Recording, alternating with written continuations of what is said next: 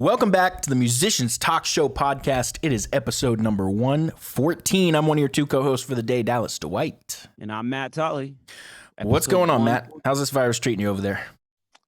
Same old here, sitting in quarantine, kind of watching the numbers, the death toll and whatnot. It's kind of scary at the same time. But obviously, like in our area, it's not that bad or anything. It's the New York situation in our country is the worst, the hot spot that we have, I guess. And I don't know, there's a few more, but like I think Florida was bad too. In California, right?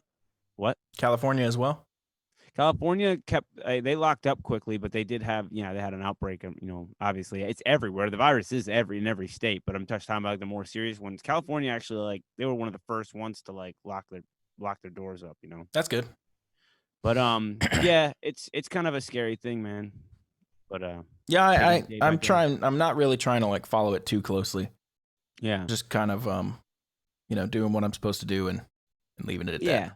Yeah, exactly. I'm not trying to let it dictate my life, but I am taking precaution and understand the risks of, germ, how fast this disease can spread because of germs and stuff like that. So definitely trying to mitigate that for me and for everybody else here, everybody's, susceptible to this thing. So it really seems like things are starting to kind of open back up though. Yeah. Hopefully that is, or at least that's coming down the pipeline. Right. Hopefully that is the right move, because the idea is to keep it from becoming a problem that we can't, handle. Right now, it's a very, like, I would say mild compared to like some other countries that have had to deal with, an outbreak.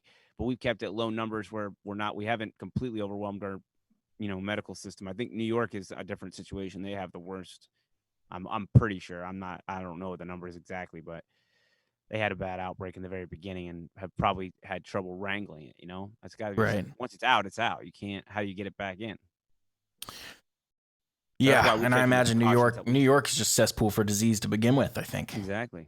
And then how do you round it up if it does you do get an outbreak? How do you get back? I think you just have to start evacuating people pretty much. It takes time. Yeah. Or the quarantine is obvious thing, and I mean, we have to get a vaccine. I don't know if there's gonna be a vaccine, but I don't know. It's crazy, man.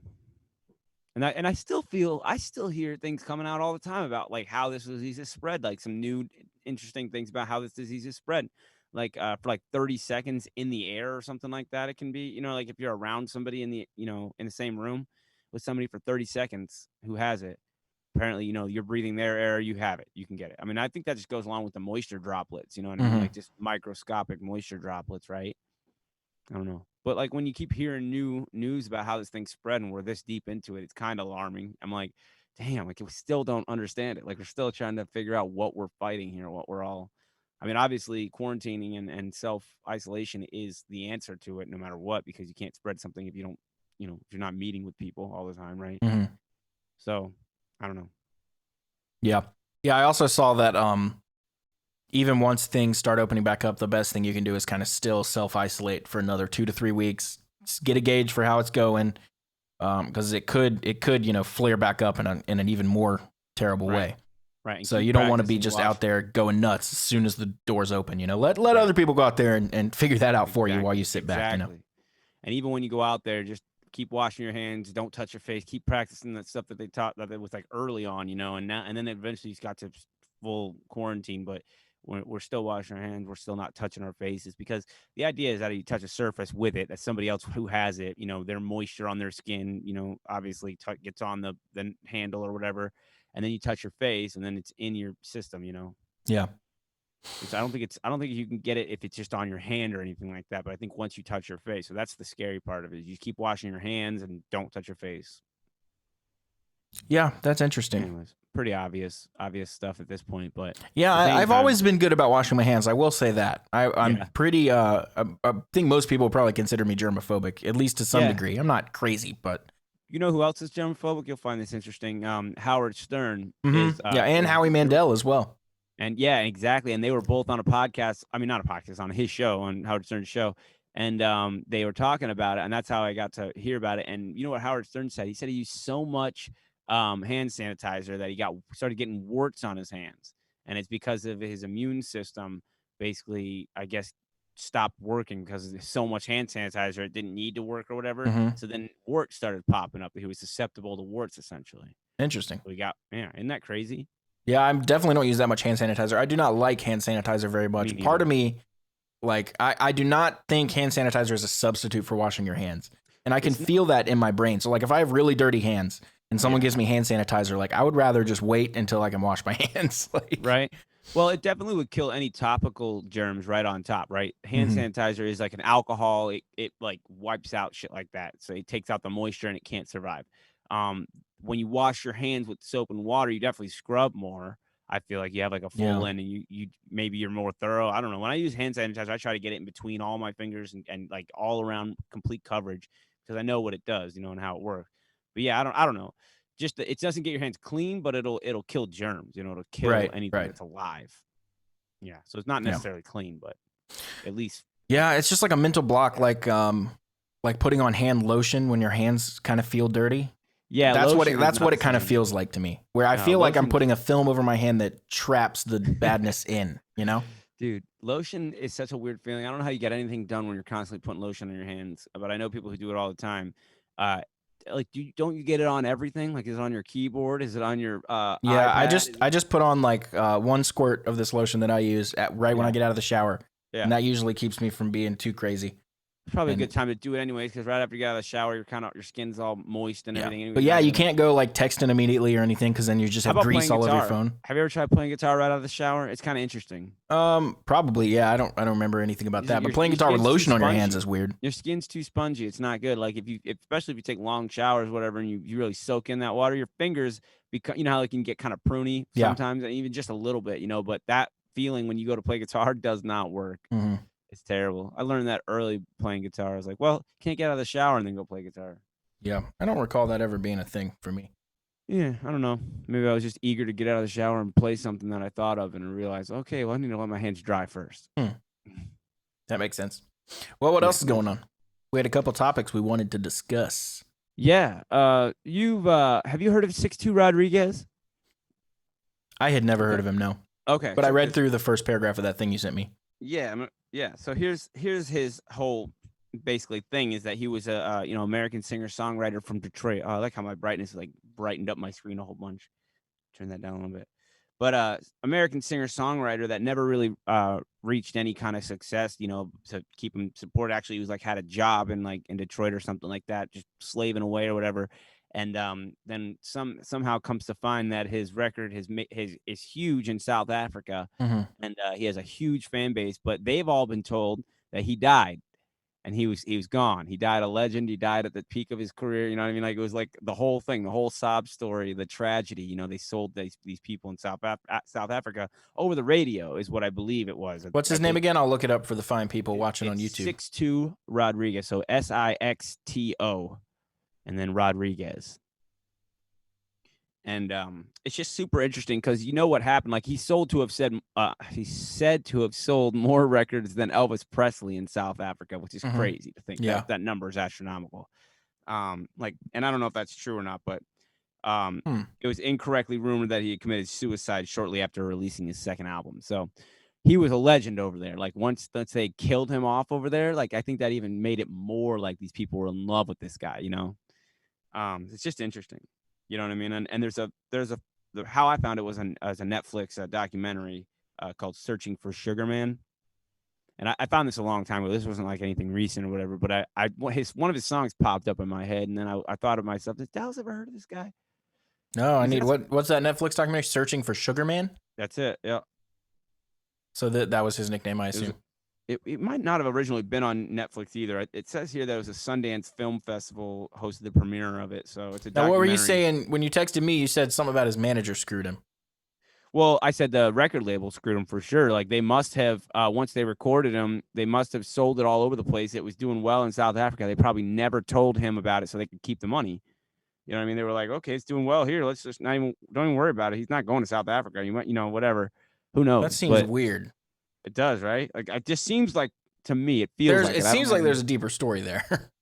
I forget when I watched the documentary, they might even have gone into it more, but there is, man. I hope so. That seems to be like the entire crux of his story.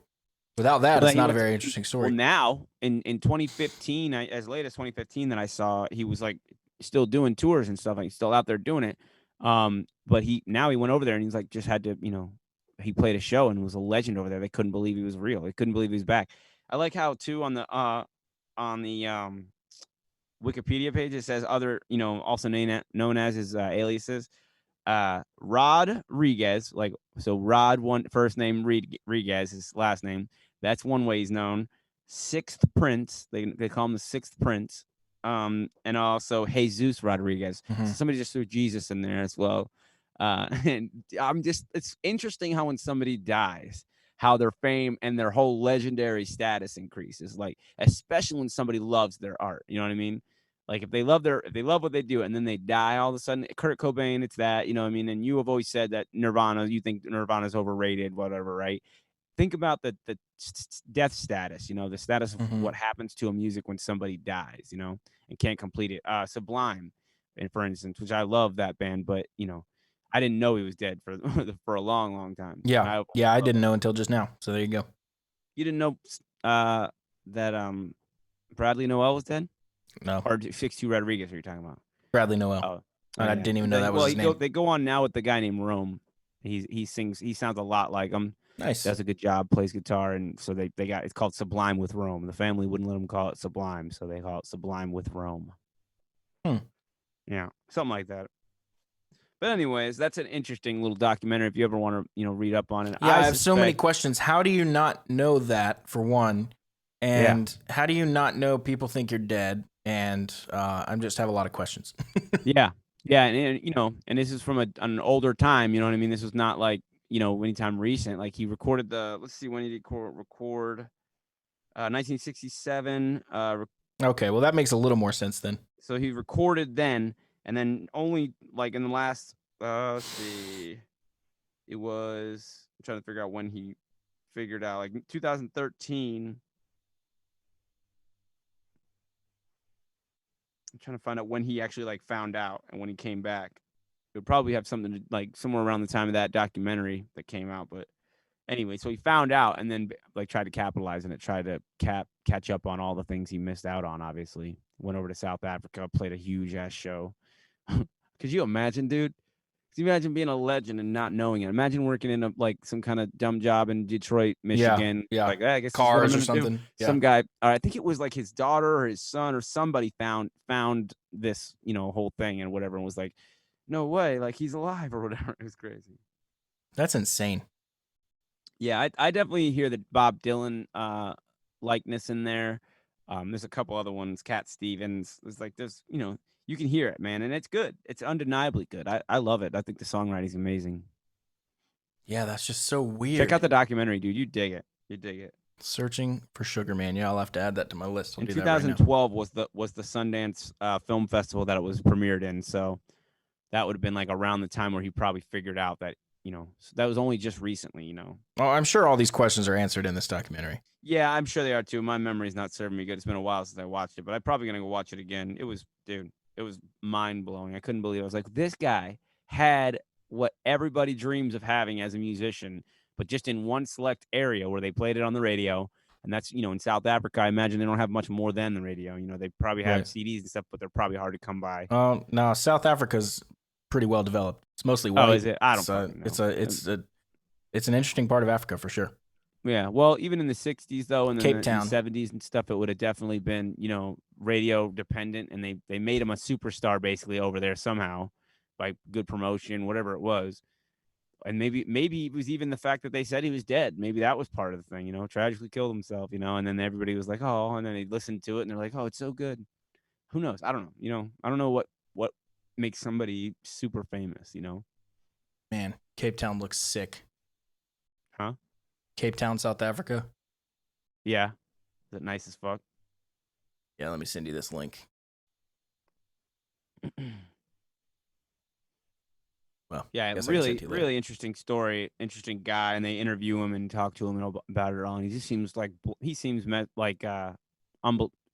disbelief by it too. He's just like, are you kidding me? Yeah, that's a weird story that I've never heard any musician's success story like that.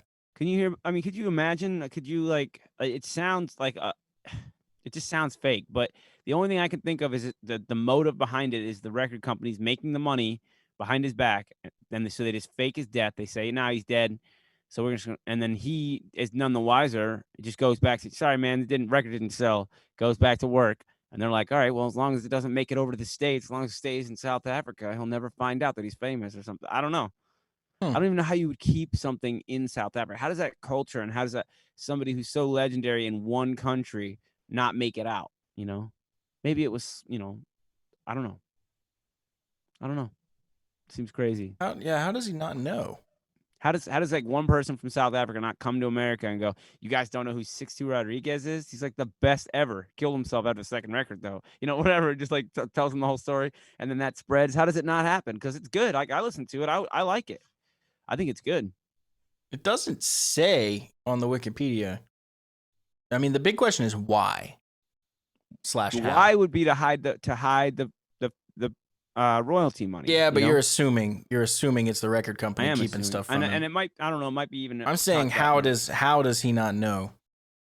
That's the thing. Before the internet, man. Before the internet only in the late 90s, like started like becoming a thing. You know. Yeah, I get that. But 98. I'm trying to look at when he discovered I agree, it. man. It's suspicious as hell, but I kind of chalk it up. Well, it's almost coming off to me like he just kind of was really oblivious to his own career, you know. Born in 1942, that makes him older than my dad. So I mean, that's like he's 70 something now. Think about that. Just think about a 50 something year old guy in the early 2000s trying to figure out that he's famous, in some other country. He might, you know what I mean? Yeah, it says here's how he figured out. His fame in South Africa remained unknown to him until 97 when his eldest daughter came across a website dedicated to him. There you go. That would have been really interesting as the daughter to come across the website being like, R.I.P. Sugarman. And you're like, wait a second. I just talked to him 2 seconds ago. What's the problem? Exactly. Isn't that crazy? That's crazy. So but the songwriting's good, man. Check it out. You might dig it. And it's simple. It's acoustic guitar and, dude singing. It's super simple, but it's good. I like it. Yeah, I'm gonna have to watch that. I need answers. You need answers. Cool. Yeah, that just doesn't make any sense to me. Yeah. Another thing I stumbled upon on the internet whilst scrolling and whatnot. I always loved the video of Dime doing a clinic, guitar clinic at a local Texas guitar shop or whatever. And it's so awesome to like just hear him and how like genuinely he loved the guitar and all that stuff. But he goes into in some point somebody asked him, I don't know if it was warm up or if what exactly they asked him, what he does before a show or whatever. And it's pretty good. Do you want to play it? You have it pulled up, Dallas? Yeah, I got it pulled up. Now we shouldn't talk over it because you and this sound are coming down the same pipeline. So. Yeah, I'm not going to talk over it, but let me just say real quick that we always ask our guests we interview on our show. We always ask them if they have any practice warm ups or techniques that they do before everything or any extraneous guitar playing. And so this is somebody we'll never get to ask, and here's their take on it. Obviously. All right, let's watch all 58 minutes of this. Here we go. No. So whenever I get ready to jam live, that's usually about 10 minutes before time to get on stage. Of course, crank up a couple shots, a couple brews, start moving, listen to some good music. But for guitar chops, I work with number 1 and 2 right here, and I just do trills up and down the neck until I can't, I'm sitting there going, nothing's coming out, but I'm not like trying to play something good, I'm just trying to get warmed up, so I can start off 1 and 2.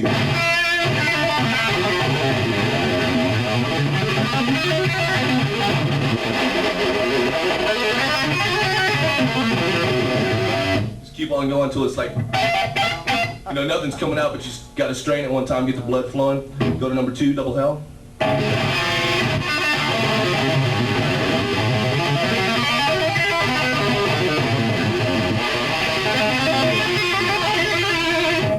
Then of course, number 3.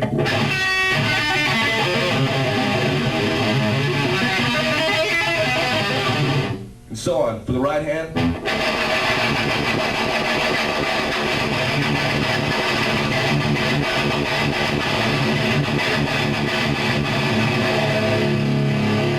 Same thing, just do some picking. Not anything cool, just anything to get moving. So, isn't that something? That's something. I always like that, man. There we And, go. Well, we know why he was not a teacher. he's too carefree to be a teacher. That's the problem. He's just like, fuck it. It's like whatever. Like, cause he's got obviously years and years, and he just doesn't associate or relate well with people who are trying to figure this out for the first time. Even when they ask him specific questions about stuff, he totally gives them this very vague answer. They're like, so what do you got plugged in? He's like, I just got this, Randall head, got my guitar here with this pickup in it. And they're like, that's it. And then later on, they're asking him, like, what's that effects rack over there? Like, what's in there? And he's like, oh, that's my phaser. That's my, my wah, and all this stuff. You know what I mean? Yeah. And so he totally like just carefree is I would describe his attitude. He's not interested in explaining everything he knows about guitar to you. If you have a question, he'll give you an answer, but he doesn't care that it's the Slash is the same way, probably even more so. Yes, like he's not interested in that. Exactly the same way. There's a really funny video of him trying to teach his girlfriend Megan something on guitar. Yes, and like literally the video is like 40 seconds long, and before the end of it, he's like, you can't do it. I give up. Yeah. Like it's so funny. You just watch him get pissed that she can't. It's so funny. Yeah, and you know what though, it takes a humility level that is a younger person's you'll natural you can be I don't know what's the word. You can be humility. Humble? You can have humility when you're younger. Humble. You understand that you're starting at everything. You're not going to be great at anything. Everything you do is kind of the first time you do it. So when you're younger, you can take the embarrassment and the humiliation of not being able to play, and you can keep trying and get better. When you're older, that goes away. You have too much pride and too much like your peers, and all that. So that's one thing I think that goes from that says a lot about the learning when you're young versus learning when you're older. I don't think it's you can't teach an old dog new tricks. I think old dogs don't want to learn new tricks. If it's, it's not that you can't teach them, they don't want to learn. So whether or not, it's where you place the can't. Yeah, that's a good point. Yeah, I'm working on learning violin and clarinet right now. And those are interesting and tough for me.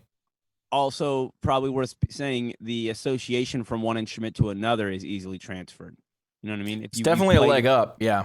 Yeah, it's definitely something that gives you a little bit of a handicap in the beginning, and you're able to, start from a higher level than. Right. Yeah, I know. Like on the clarinet, like I very quickly found the major scale.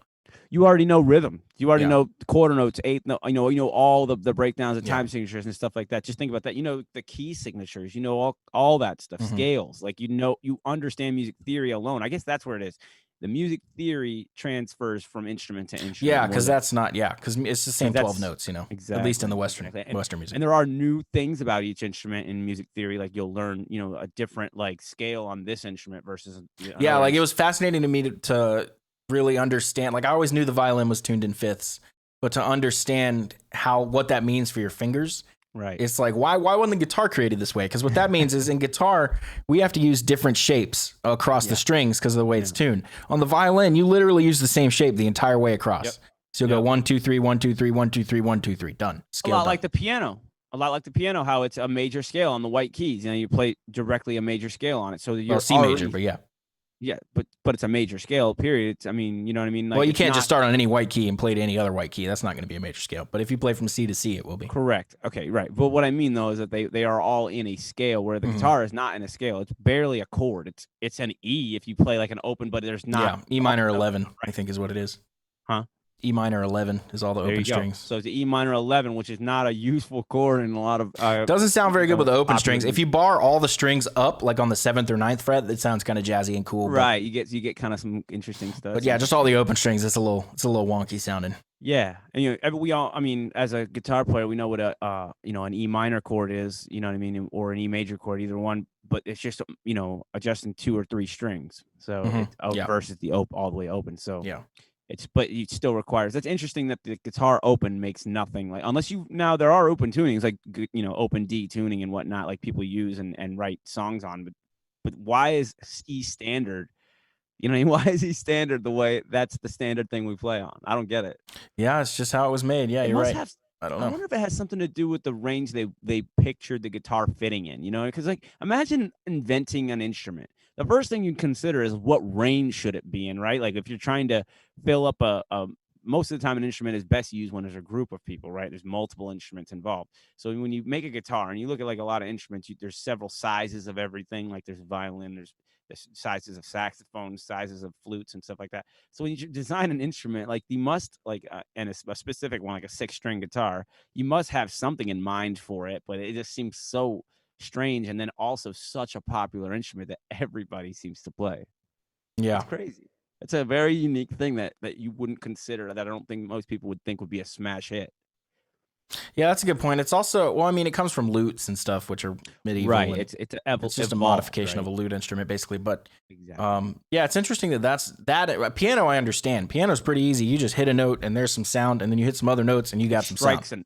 But with a guitar, you can't really do that. Like if you play notes wrong, you just don't get sound.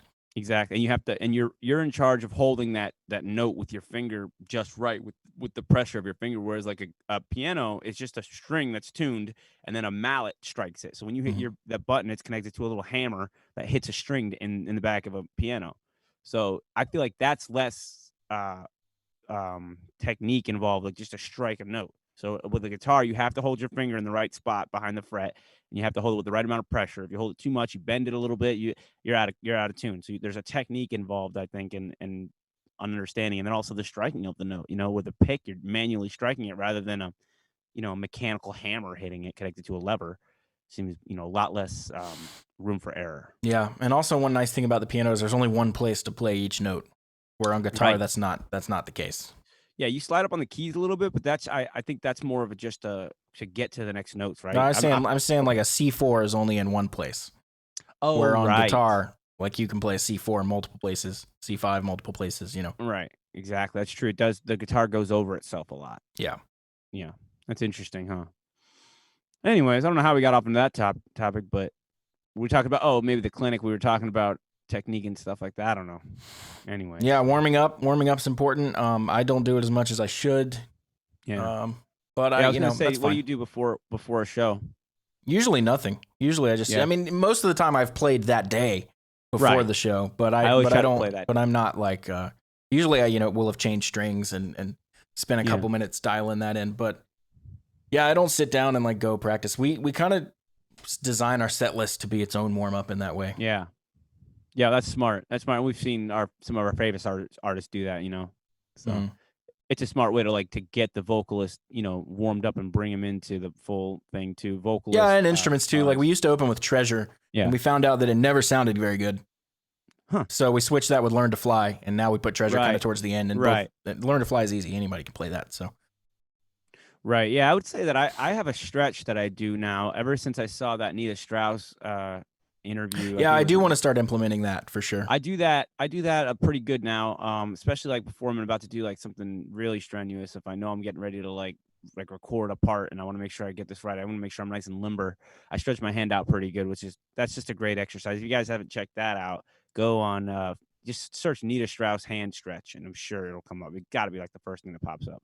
But she got a good one, and the good thing is it stretches your neck and your shoulder as well. It kind of gets everything. So, but yeah, I'll play the day before. I mean, the day of. And before the show. But after I load everything up, you know what I mean, and everything's on stage. By the time it's on stage, I can take my guitar off the stage and then practice for a minute. But there's really not a lot of time to do anything anyway. So I just make sure I stretch and leave the guitar there, and then go pick it up. And usually, like the first song, I got that dialed. I try to make sure I don't start with anything hard. Yeah, too difficult. That makes sense. Yeah. So, but the warm up exercises and everybody what we've talked to is kind of the same idea. It's more of getting the blood flowing than it's anything. It like even Dime in that interview or clinic video says, I'm not trying to make any good sound or make anything sound cool. He goes, I'm just literally just getting my hands moving. And I thought it was interesting how he does one finger at a time. Whereas, I've, from time to time, I've tried other exercises and stuff like that. And I used to do one where I do each individual finger down on, and then move it down the neck, and just basically just every finger moving all the way down the neck. And then practice that in time and try and make sure it's, to a metronome, click 1, 2, 3, 1, 2, 3, 4, 1, 2, 3, 4. So that, and I did that for a little while, a very short time. And I don't know, I fell out of habit of doing it, I guess. But I think it's just about getting the blood flowing is what I was going to say. So stretching even what gets the blood flowing. You know, you can even just, what if you just wiggle your hand out in, you know, out in space? Like, why do you need a guitar to stop it? I guess it's good to have Mhm. your hands on a tangible object, you know, that you're going to be playing. But I don't know. I should probably be better about warming up and practicing that kind of stuff. Yeah, You tell I me. like to just, my warm ups when I do them is usually just playing something. Right. It's not, you know, I'm not consciously warming up. I'm just playing something. That's another thing too, is actually like most of the time, whatever's on my mind at the time, if I'm worried about doing like this one part that's like really technical and really hard, I'll work on that, you know, just whatever, over and over, whatever I have to do. That makes sense. What Yeah. else we got to talk about? I don't know, man. What's going on with here's what I want to say actually. My question is, when are we going to be going back to shows, and when should we start planning on going back to shows? Because you don't want to be the last and you don't want to be the first, right? Like, Well, our show in August has not been canceled yet. I do know Right. that. I think they're going to hold off on canceling anything until it's like deemed necessary, coming to that date because of that reason. You know, Yeah. I don't know. Like, it could be like, what if everything opens back up on, you know, the day before your show, and you're like, all right, good, we're on. I would suck, I think, in a way, because you probably wouldn't have expected that, like the day before they're gonna open everything back up and you guys are on. But unless you did expect it, you should, you know. I just don't know. Yeah, I don't know mean, well, our show's August 1st, so I mean, you could really call that July. Like, it's, you know, Right. it's not really deep into August. So exactly. So if everything's shut down through the end of July, you know, I imagine that like we'll have to, you know, bite the bullet and do some rehearsals or something, because at least I'm pretty out of practice. You know, I mean, Yeah. I've learned the new stuff, but yeah. ooh, We man, definitely want to get together and get a rehearsal, because that stuff's important. Like, we always talk about the difference between rehearsing yourself and rehearsing with the band are essentially practicing performance moves and practicing it in real life, you know, and then not just sitting down at your Well, practice. yeah, like I said, we've been technically supposed to submit videos to me and each other to keep each other accountable, but some people have been better about that than others, and I really have no idea where everyone's at. That's an interesting point too. So- Kind of get together and just regroup, see where everybody's at, see what's going on. Yeah. Now, technically, we should know all the songs and come in there ready to blast them out. Yeah. I know that's not the case. There's no way. Right. But I imagine you guys are gonna be close. If anything, a little sloppy, run through a couple times and feel, you know, tighten up the loose ends. Maybe. Yeah, and not to mention that some of the songs we added, 3 of them are over 8 minutes long, 9 minutes long. You know, so it's like these are challenges to implement. Yeah. Learning Locomotive note for note was no joke. That's such a good song, though, man. I would do it with such pride if I had to learn that one. I would just be like, Yeah, we all right, love that let's do song. it. That's Yeah, a great me and one. Daryl lock in on that one. That one's so fun. That's great. That's great. About the video that I sent you with the guy breaking down the Welcome to the Jungle. Yeah, that was interesting, interesting. That was interesting. Yeah. Yeah. What were your thoughts on it? Okay, so the reason I sent it to you, I'll say right off the bat, is because I know you've already listened to these isolated tracks that this guy had. He had isolated tracks, is what he had, and he was like, "Oh man, I never heard that." And the track he was breaking down was "Welcome to the Jungle," and he was just showing you the licks that basically were the less noticeable in the mix, I guess. Some of them are very inaudible, very hard to hear, like in the whole mix of everything. he broke down 5 of them, and 4 of them were those verse fills. Slash does 2 fills in verse 2 and 2 fills in verse 3, and I'd always heard those, so I was a little confused. Yeah, me too. About that. And then he showed the little diminished run at the end, which made sense. But yeah, but that was probably than the that, one thing that you could say is like the really surprising one in there. But the rest of them, I mean, if you're a fan of Guns N' Roses, you know like what's going on there guitar wise. I think that's why people are such a fan of Slash. I think like they know that he's doing that kind of thing, you know. He's doing these crazy awesome technical blues moves, man, that are just, God, dude, it's so almost unfathomable, like what level he was on at that time, you know. It's so good. yeah, I mean, I don't know. I don't think most people like him for that, though. That's like a guitar player thing. Most Right, people like well, him because I'm he's got probably long hair, he projecting wears a a little top hat, he's famous for doing drugs, and he just looks cool, and he plays rock and roll. You know what I mean? But but It's that simple. in my eyes, and as a guitar player, like, yeah, I was definitely projecting a little bit. In my eyes, as a guitar player, though, I view him as just like this fucking maniac, like monster guitar player. Yeah, and it's been so much fun to actually, because Slash has always been my number one guitar player. He got me into guitar, but I never really broke down his playing so much. Yeah, I'd me kind of neither. learned like, you know, half-ass learn this, half-ass learn that. Couldn't Yeah. play a full song, you know, Yeah. not note for note, and then really going in and challenging myself to get this stuff down note for note. because I could BS it all day. You know, my style is came from a lot of Slash's styles, Right. so I could fake it fine. But to really do it has made me so much better at guitar, and I'm looking at the guitar in a different way, and just a more respect for Slash for what he did when you look at the music differently, right? I mean, I don't want to speak for you, but I mean, just like how is like listening to the songs now? Is it like you're hearing all the I nuanced always stuff? heard the songs like a guitar player. I could always like sing you the solo, you know. Right. But putting that on the guitar is very different and really cool. Yeah, and I mean, there's got to be some stuff that you found along the way that were like interesting. You thought were like, oh, that's cool. Like I never really. Well, when I first started breaking down "Welcome to the Jungle" and those songs way back when, that was two years ago or so when we started learning for the thing. You know, I had learned "Welcome to the Jungle" in bits and pieces over the years, but now I really dove into it head first and getting all those fills down and listening to the multi tracks, and "Sweet Child of Mine" had always known. In Paradise City, I'd known a little bit, but Jungle was the least of those three. So getting that one down, and then diving into the new ones with a combination of tabs and ear, and figuring out that Slash is always in the right speaker and Izzy's always in the left. Figuring that kind of stuff out. Yep. So it's really easy to hear stuff like that, and then also just learning like I know like I think 25 songs now by Guns. Yeah. So learning 25 Slash songs note for note is that's a pretty good study. Like it'll whip you into shape. Yeah, it gives you a good, well-rounded idea of what he was doing and his style in general. That's pretty cool. Yeah. Yeah.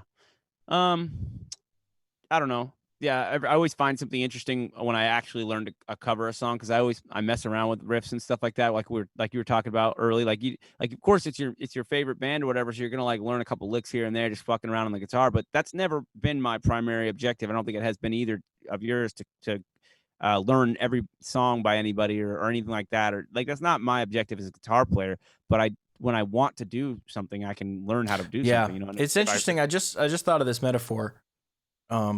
It's like saying you want to be an author but not wanting to read books. It's like, bro, you should read some books. Like it's going to help you be a better author. Like, definitely. And that doesn't necessarily mean you can't be an author. But think about how much your perspective would change and how much you'd gain, how much perspective you could gain by reading other people's books, what they've already written. Like you might have an idea, you might see something somebody does. Well, you're going to learn new words that you didn't know exist. You're going to learn, all kinds of stuff. Like exactly, and it just makes you better. But guess what? I don't want to write somebody else's novel. Think about how dumb that is. Like why don't people? Yeah, I mean, there is no accolade in writing somebody else's book or recreating somebody's other video. Yeah, the only time you could fall into that trap, I think, is if you only listen to one band. If you are really inspired by, like one of my old buddies was really inspired by Iron Maiden, and really no one else, and that showed in his playing. He always sounded like Iron Maiden. But if you really like Iron Maiden and Guns N' Roses, and you're inspired by them equally, well, then anything you do is not going to sound like either one of those bands, verbatim. Exactly. So it does not take much to put your own spin on stuff. Right. And so that's a limiting at two bands, like saying like Guns N' Roses and Iron Maiden, you mix it out. Now imagine you mix it with any band you can think of. Like there's no limit. There's so many bands. Well, yeah, I mean, I'll use myself as an example. I love Guns N' Roses, but I love Prince, and I love certain hip hop, and I love funk. 70s funk is awesome. I love R&B. I love Justin Bieber. Like all these different things start sneaking into your playing in cool ways. Like, hey, what if I took this rock progression, or when we go to the solo, what if we go to this chord progression I heard in this Bieber song? Exactly. It's like you don't get that stuff if you're only listening to one band or whatever. Exactly. I was going to say, you can take elements from 2 of those artists, or you can take elements from 10 of those artists. You can take elements of 20 of the, there's no limit on how much you can kind of incorporate some of your influences. And the more you do, the more it's going to sound different. Like obviously if you take an influence, one influence and you make a song that sounds like them, it's going to sound like them, abiding that you follow all of the rules that makes them sound like them, obviously. But if more other bands, you're gonna use other influences, gonna make it sound different. Yeah. And for me, it's never been like a conscious thing. Sometimes it is. Sometimes I'll sit down and be like, I want to write a song that sounds like Prince. Like, how would I do that? Yeah. But most of the time, it's just everything I've listened to and been inspired by is part of me, and then it just comes out as whatever I'm doing at the time. I think that's the most natural way, man. That's the only way it should be. I don't think you should try and make yourself sound like exactly like anybody, obviously, or exactly like 2 people or exactly like 10 people, but you should make yourself, sound like you. Like whatever you like, all you have to do is follow that, All you have to do is just keep collecting influences, as I like to call it. Perfect. Makes sense to me. Man, that's good stuff. Creating your own voice. I'm tired of the quarantine. I'm ready to go back to normal. Yeah, what are you gonna do when you go back to normal? Hug everyone. That's a problem. I'm just kidding. I'm not gonna hug everybody. I'm gonna keep washing my hands, but I'm going to enjoy breathing the fresh air of freedom. Look, I'm gonna keep washing my hands, but I am gonna lick a handrail on a subway. Yeah, they didn't say anything about not licking handrails. No, I just wash my hands, right? Yeah, I washed my hands right before I did it. Yeah. I'm not an idiot. Come on. I'm not an idiot. I washed my hands. Yeah. Yeah. Well, it's sad that people actually think like that. So, yeah. Anyways. yeah, Tom Segura played on their podcast. I don't know how caught up you are, but he played somebody just losing their shit at a grocery store because they were just firmly believed that the coronavirus is a hoax. And it's the government just telling us what to do. And he kept going, bah, bah, like just at the cashier who's just trying to do her job. Like, hilarious. Yeah. So under my regime as a world leader, those will be the people we take out back and shoot. So. All right. Yeah. I mean, they're a little overdoing it. You know what I mean? Like, they can't just be precautious and go with the flow here. They have to, go and provoke people and yell at people. Yeah. That's like the, Jordan told me that happened at Target. Somebody threw a fit because they could only buy 2 Clorox wipes is what she went to get. Actually, it was 1. And she went to get Clorox wipes, so she got 1, and then somebody in front of her had like 4. And it was like clearly signs everywhere that said like, right. Please only take 1. And then he pitched a fit. A grown man pitched a fit like a fucking baby. I'm telling you, man, it's surprising sometimes. These guys think they're tough guys, but they're childs. They're children. Wait, take their toilet paper away, man. Yeah, it's ridiculous. Anyway, we've been watching a lot of Impractical Jokers. Ah, yeah. It's a killer show. The new season. Well, we're watching a lot of the seasons now. We bought the new one, and then we're working backwards. Ah, so I working think we're on backwards. season 12 or 11 now. I know I've seen a bunch of them on TV, just like sporadically. I do not know seasons or anything, but I'm interested to check out the new stuff. Yeah, I just love that sense of humor where everybody's busting each other's balls and everybody's laughing at themselves. You know? Oh, I love it. That's and like, everybody gets it. It's equal. It's such a thing. Like, you got to be able to laugh at yourself. Yeah. Do you think that do they feel like any animosity like when like Murr gets the penalty box for like 3 times in a row or some shit like that? No, I don't think so. It's just how it goes. It's part interesting of the game. though, man. Sometimes they're all again? One thing I noticed, they're all really good sports because like they'll do some kind of fucked up shit to each other. Like one of Q's punishments, they blew up his Jeep with a tank. Like his Jeep, his car, his pride and joy. Like they just blew it up with a tank. Like, they got him a new one, or I guess he could afford a new one. We don't really know the aftermath a lot of times, but it's like just stuff like that. And he's obviously like, oh, come on, please don't. But like, he's kind of smiling, like that's good, that's funny. Like, yeah, that's good. Jeez. Murr's deathly afraid of sharks, so they took him out 3 miles offshore and put him in a shark cage.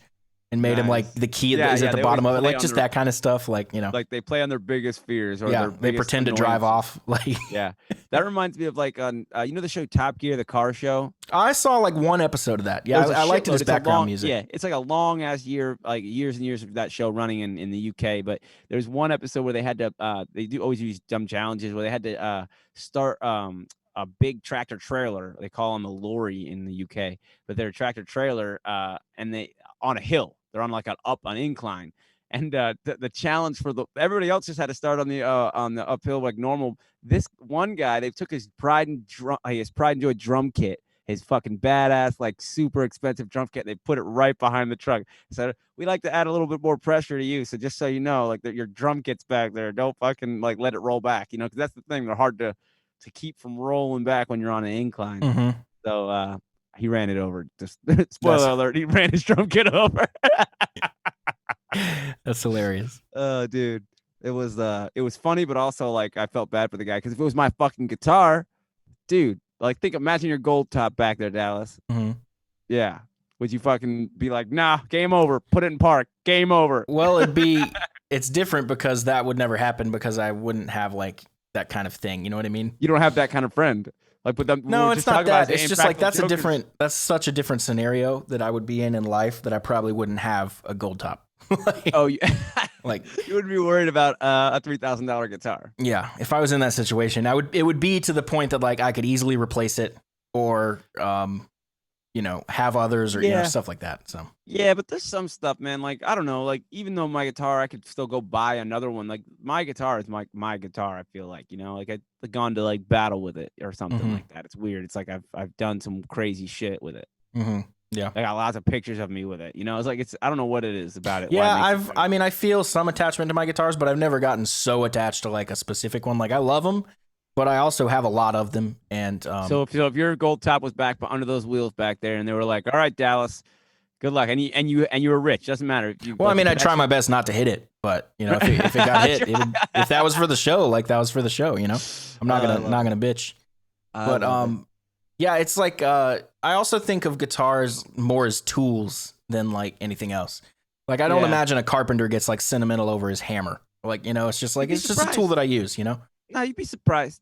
I know machinists and fabricators and stuff like that I've worked with over the years. They like, I've had this hammer for 50 years or whatever. Like they always throw some crazy number. Yeah. I'm like, Jesus, and it's just a hammer. Like it doesn't do Yeah. anything special. It's not a special hammer, but it is like they banged on. That's shit for probably what a fucking lot of 30 people think years about now. guitars too. It's just a What? guitar. Just get another one. Like, Right, exactly. You have 20. Why exactly. do you need 19? Now you're gonna have 19. Who cares? But you realize though, how do you feel sentimentalism at all about vintage guitars?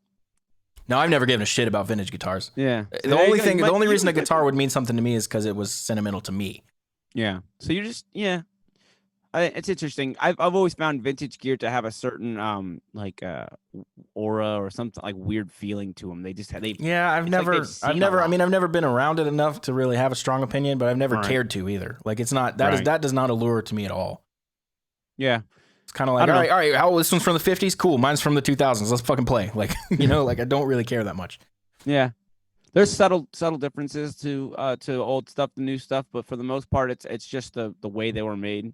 Yeah. Well, I mean, and I- it's just how I am with that kind of stuff. Some people are really into, studying the art styles of the past, and some people are just into painting. It's just like I'm not necessarily into the history of it. I just want to play music. Yeah, no, I totally understand. But I think that like there's some kind of feeling that I get when I like come across old things. There's only like I can only think of like a probably a handful of times where I've come across like some really old things and like Mhm. and maybe like even big kind of things. Like, you know what, I should think more about like being a tourist and out in different cities and stuff like that. But like when you go something and see something that's really old, Right. there's some feeling that comes over you. Yeah. man. I don't mean, know I've what seen it is. the Roman Colosseum. I've seen See? the Vatican, Did you all feel- kinds of stuff. Right. And what did you feel like when you were like at the Roman Coliseum, man? I that don't remember. feel This like? would have been 2000. That's huge history. Nine? That's like something serious, Yeah, I think Lot maybe of I felt. I don't know. I don't remember, but I do remember this. We were at the Vatican. We took a family picture on the by the obelisk right there in the main plaza, and then I watched the movie Angels and Demons came out not too long after we were there. Which is the prequel to the Da Vinci Code. Right. And there's a scene in the movie where one of the Preferiti, one of the cardinals, dies on the steps, right, literally where we took that family picture. no way. So I was watching that movie like, no, dude, we were right there. You should print out the screenshot of that picture and put Yeah. it right next to your family photo. Yeah. Yeah. So I Oh, thought that that's was great. funny. But yeah, we went to a lot of places when we did that trip. It was like a backpacking through Europe kind of thing. So we started in Rome and Nice. ended in Paris. Oh man, I'd But- love to do that. But along the way, so we did Rome and then Florence. Florence was spectacular. And I remember this also. Assassin's Creed, I think 2, the video game, takes place in Florence in that city. Mhm. And I climbed the tower that we watched. So we were like looking at the tower, and then here I am climbing it in Assassin's Creed 2. No way, man. That's And crazy. although I think Assassin's Creed 2 actually came out a good bit before we did that trip, but I don't remember. Then Dude, after that, we Italy did right now. Venice, and then from Venice we went up. Forgive me the order, but we did Austria, I believe, is next, then Switzerland, and then I think Paris. Or well, we did Burgundy, France, then Paris. But what we did is in Austria, we hiked into Germany. And we went over to the Neuschwanstein Castle, which is the castle that the Disney castle and the Cinderella castle is modeled after. So we Nice. walked in that castle all around it. Like it's pretty cool where that thing is. And it's like right over. Let's see if I can find it. How do you spell Neuschwanstein? Let me butcher Your hair's this. getting long enough. You could have been Rapunzel if you had the hair that you got now. Look at this. Look how bad I did that. Coulda Here we hung go. it Oh yeah, down the there's of course tower. there's an H. Anyway, let's look at it on the maps here. This thing is unbelievable. But if you zoom out here, you'll see, you can't, Matt, but everyone else can. It's right on the border. of Austria. We actually did pass through. That's right. So we did Austria, and then we did okay. So Venice to Austria. I see it here. I'm not super What year familiar did you with do mine. that? I want to say it was like 2008, 9, 7, somewhere in there. But we passed from Austria to Switzerland. We passed through Liechtenstein, which is one of the smallest countries in the world. If not, it's not the smallest. The Vatican's technically the smallest. I was going to say, that's not really a prideful thing to say. Anyways, yeah, we know we're the smallest country in the world. It's tiny, dude. It's like 4 miles or something across. Like, I wonder why nobody's taken it over yet. I don't know. They're bragging about being the smallest. Guess what? We got no army either. Yeah. All right, we're coming in. You're so small. You're part of us now. All right. Yeah. So anyway, but that was a cool Wonder trip, why. and seeing old stuff. It's definitely powerful, particularly if you know the history a little better. Yeah. Like I wasn't like a history buff. I mean, I was in school at the time, so of course I was learning about the stuff that I was seeing, so that was cool. Yeah. But I think it'd be cooler for like an Egyptologist to go to Egypt than it would be for just a random person to go to Egypt. You want to know something? Maybe this says something about people, or maybe just me. That I didn't care about history at a young age. I didn't really care about like what had happened before. I was always more like, just like, who gives a shit what happened before? What's happening right now? I was always like that attitude. But now, as an adult, I care a lot more about history. I think I'm more interested in it, and I don't know why. I don't know if that's a biological thing or if that's just it's probably just a maturity thing. I don't Right, expect I was any wondering kid about- to be fascinated by history for the most part. right. That's what I was. I mean, like nobody really wants to hear a story, of how like I don't know. It just depends. There's so many stories. Maybe that's where it just gets like, as a kid, you're just like another story about some dude who did this or something, or some whatever. Yeah. I don't know. Yeah. But now you look to those as like how to do stuff. That's now I look at them as an adult as like this is how you get shit done. Like this is how people got shit done, and this is how you get shit done. Like it's changed. Obviously, everything evolves. Everything's in the time of now, but Yeah. there's a lot of For sure. history. In history, there's a lot of go-getters out there, man. Oh yeah. Yeah. Oh yeah. Also, I learned Napoleon not short. I don't remember. It was just one of the big misconceptions of history. No way. How He's short- not how tall short. was he? I don't remember his height, but he was not exceptionally short.